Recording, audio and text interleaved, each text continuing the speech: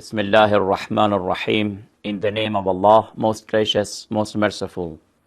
We are talking about the issue of hijab in Islam. Ladies and women are obliged in Islam to cover themselves. We were talking about the history of this issue. And we said that this is not something that Islam has originated in other communities before Islam in India and other parts of the world. Among the Jews, we see the matter of covering. Then we talked about the cause and the reason behind it. Some of the opponents of Islam accuse Islam that Islam is for the issue of monasticism. And since Muslims wanted to have a life of like a monk and to just to be in seclusion and to be in isolation, they wanted just to worship.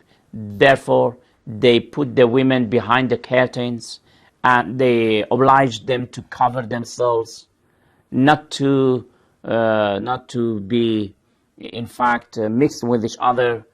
They wanted to isolate themselves. This is, of course, something which is not accepted by Islam.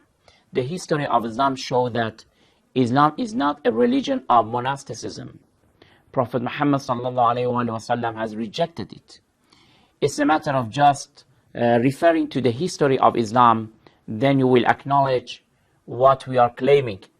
I just mentioned today 3 instances that Prophet Muhammad ﷺ stood against the issue of monasticism. The first matter refers to some of the companions of the Holy Prophet of Islam.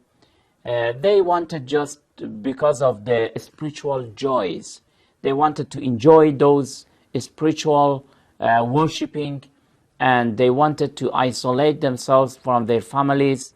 They left their family, their children, and they were fasting every day throughout the night, just praying and worshipping. But as soon as this news came to the Holy Prophet of Islam, Prophet Muhammad ﷺ came out and said that, I am your leader and I am not like you. I don't fast all the days throughout the year. No, some days I fast, but not every day. In the night, I don't wake up for worshipping and praying throughout the night. No, part of the night, I do sleep. Also, I don't leave my wife. Part of the night, I am with my wife, and I don't isolate myself. These things are forbidden.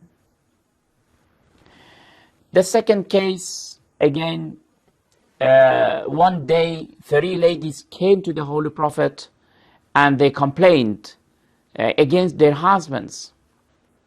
One of the women said that, "Oh Prophet, oh Messenger of God, my wife, my husband does not eat meat."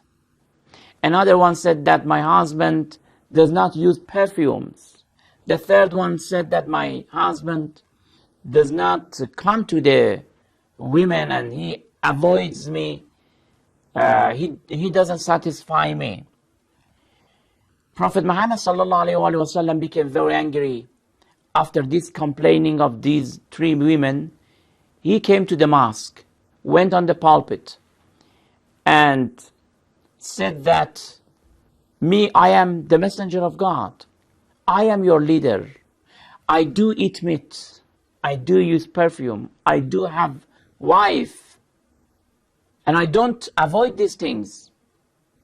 When Allah subhanahu wa ta'ala has given us this permission to use these things, why do you forbid it for yourself?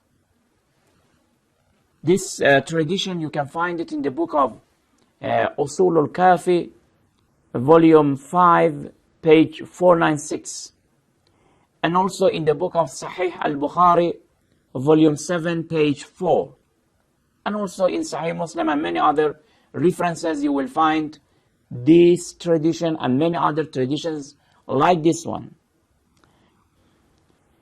And finally, the last case that today I want to talk about is about Uthman ibn Maz'un, one of the companions of the Holy Prophet of Islam.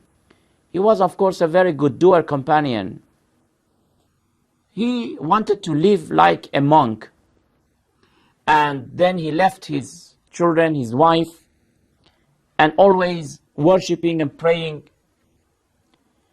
But Prophet Muhammad, when some other companions, they came and talked about him, Prophet Muhammad sallallahu alaihi wasallam went to Ibn Maz'un and said, why do you behave like this? This is not the way that Islam is teaching us. Then Prophet Muhammad says something which is very important, and really it is informative and educative. Prophet Muhammad said, لم يرسني الله تعالى بالرهبانية ولكن بعثني بالحنيفية السهلة السمحة. Allah subhanahu wa ta'ala has not sent me to the religion of monasticism and austerity. Islam is a religion of being easy to the people. Allah subhanahu wa ta'ala has sent me to teach and to proclaim and to propagate a religion which is not very difficult. It is very simple. It is very easy. Why do you suffer a lot to be awake throughout the night to worship? Islam has not commanded us like that. This tradition, you can find it in the book of Al-Kafi, volume 5, page 494. Therefore, brothers and sisters, we want to say that the reason and the philosophy of hijab and covering in Islam is not the issue of monasticism. Islam does not support it at all. Islam is not for it. Islam is against it. And these cases, I think, they are enough to show the opinion of Holy Prophet, and Prophet Muhammad sallallahu alaihi wasallam was against these types of behavior of few of his companions who wanted to be in isolation, to be like a monk and to just worship. Islam does not allow us to be like that. After this, we will talk about hijab. What does it mean literally and technically?